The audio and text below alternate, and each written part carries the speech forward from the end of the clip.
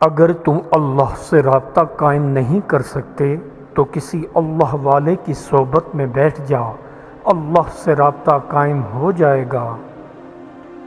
ہر بندہ جو دیندار کی صفت سے سرکشی کرتا ہے وہ اس صفت کی طرف جاتا ہے جو اچھی نہیں، کیونکہ وہ اس سے مانوس ہے۔ میں نے مندروں، گرجا گھروں اور مسجدوں میں خدا کو تلاش کیا، لیکن مجھے خدا صرف اپنے دل میں ہی ملا۔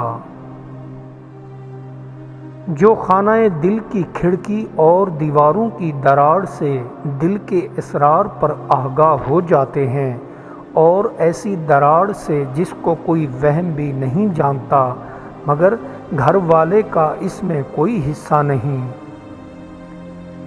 جب انسان کے پاس کمال نہیں ہوتا تو وہ دوسروں پر حسد کرتا پھرتا ہے اور وہ غم میں مبتلا ہو جاتا ہے۔ حسد کا دفعہ صرف خدا کر سکتا ہے۔ دعا کر کہ وہ تجھے باطن کی مصروفیت عطا کر دے۔ اگر آپ ایسا دوست ڈھونڈ رہے ہیں جس میں کوئی بھی خامی نہ ہو تو یاد رکھیے کہ آپ زندگی میں ہمیشہ تنہا ہی رہ جائیں گے۔ دانا اور عقل مند کی زیارت کرنا عبادت کرنے کے مترادف ہے، جس سے نیک بختی کے سنہری دروازے کھل جایا کرتے ہیں۔ جس بندے میں بو سونگنے کی طاقت نہ ہو وہ ناک کے بغیر ہے، اور بو وہی جس کا تعلق حق سچ مذہب سے ہو۔ جب انسان کی آنکھ کی روشنی چلی جاتی ہے تو وہ رات اور دن میں فرق نہیں کر سکتا۔ اسی طرح دل کی روشنی جب رخصت ہو جاتی ہے تو انسان حق اور باطل میں فرق کرنے سے قاصر رہتا ہے۔ صبر پل صراط کی طرح ہے، اس جانب بہشت ہے۔ ہر خوبصورت کے ساتھ ایک بدصورت غلام ہے۔ جب تک تو غلام سے بھاگتا ہے وصل نہیں ہے، اس لیے کہ غلام کی محبوب سے جدائی نہیں ہے۔ اے مفلسو، دل کی حفاظت رکھو۔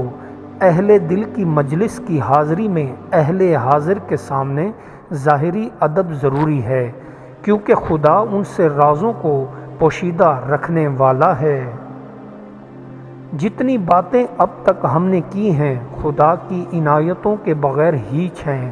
خدا اور اس کے مخصوص بندوں کی عنایتوں کے بغیر اگر کوئی فرشتہ بھی ہے تو اس کا نامہ اعمال سیاہ ہے۔ وہ درخت جو یار یعنی بہار کا ساتھی بنا سر سے پیر تک سرسبز ہو گیا۔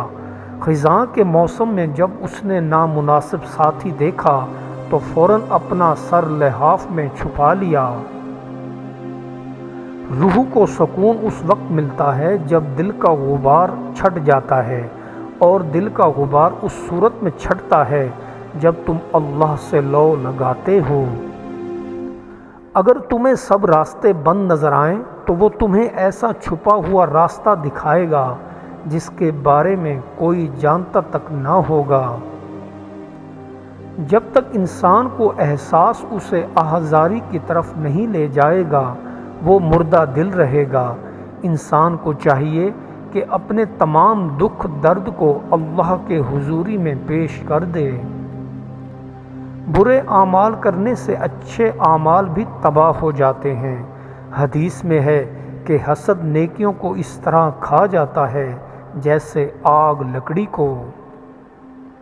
جو شیخ مرید کے ظاہری و باطنی مصائب کو محض اس لیے ظاہر نہ کرے کہ وہ دل شکستہ ہو کر مخرف ہو جائے گا اور ہمارے سلسلہ پیری کو نقصان پہنچے گا تو وہ مرشد نہیں ہے۔ ایسے مرشد کی مریدی سے اللہ بچائے۔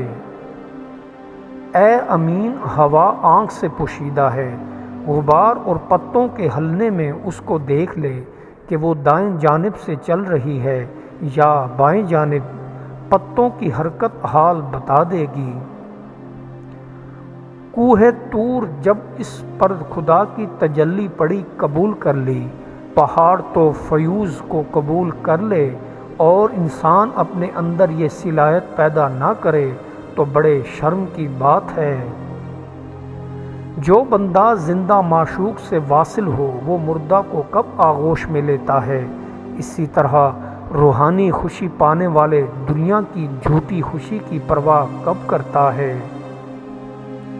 اے مطلبی انسان، اولیاء اللہ کی نظر پانی سے زیادہ گندگی دور کر سکتی ہے، کیونکہ پانی تو صرف ظاہری پلیدی ہی دور کر سکتا ہے، مگر اولیاء اللہ کی نظر تمہارے گناہوں کی سیاہی دور کر دیتی ہے۔ خواہشات نفسانی کے زکام کو دفع کر عاشقوں کی صحبت میں جا، جب عالم غیب کی خوشبو سونگھے گا تو روح عالم غیب کی طرف کھینچے گی اور آخرکار سینے میں تجلیات رب کا ظہور ہوگا۔ تیرے خیالات و امیدوں کی مکھیاں تیرے احوال کی تاریکی جو کہ تیرا زخم ہے اس پر بیٹھی ہوئی ہیں۔ اگر مرشد تیرے زخم پر مرہم لگا دے گا تو تیرے درد کو سکون میسر آئے گا۔ اپنے اندر سے دنیا کی چاہتیں اور غلاظتوں کو پاک کر لے۔ دنیاوی لذتیں انسان کو نہ اس جہان کا چھوڑتی ہیں اور نہ اس جہان کا۔ جب تو ایک پسو کا زخم برداشت نہیں کر سکتا تو سانپ کا زخم کیوں کر چکھ سکتا ہے؟ دنیا کی خواری تجھ سے نہیں جاتی تو آخرت کی خواری کی تاب کیوں کر لائے گا؟ جس میں لالچ بھرا ہوتا ہے وہ گنگا ہو جاتا ہے۔ لالچ کے ہوتے ہوئے دل کی آنکھ اندھی رہتی ہے، کبھی روشن نہیں ہو پاتی۔ پہلے دل سے لالچ کو مٹا، پھر دل کی طرف آ۔ اپنے جسم میں جسم کے ان اجزاء کو دیکھ کہ جسم میں کہاں سے جمع ہو گئے ہیں، آبی اور خاکی اور بادی اور آتشی، عرشی اور فرشی اور رومی اور کشی۔ اے شخص، تیری دلیل عقل مند کے سامنے بہت گندی ہے، حقیقت میں اس طبیب کی دلیل ہے۔ اے بیٹا، جب تیرے پاس اس کے سوا دلیل نہیں ہے، گو کھاتا رہے، پیشاب کو دیکھتا رہے۔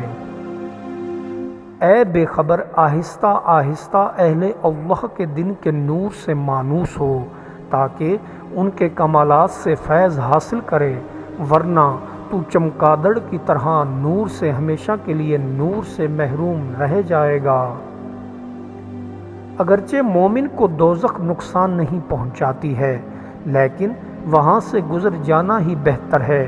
اگرچہ دوزخ اس سے عذاب کو دور رکھتی ہے، لیکن ہر حالت میں اس کے لیے جنت بہتر ہے۔ اس جہان میں دونوں نوری اور ناری لوگ پانی کی موجوں کی طرح آپس میں ٹکراتے ہیں۔ نوری صلح کی موجوں کو ابھارتے ہیں اور سینوں سے کینوں کو نکالتے ہیں، اس کے برعکس ناری محبتوں کو تاؤ بالا کرتے ہیں۔ محبت کڑووں کو مٹھاس کی طرف کھینچتی ہے اور عداوت میٹھے کو تلخ بناتی ہے۔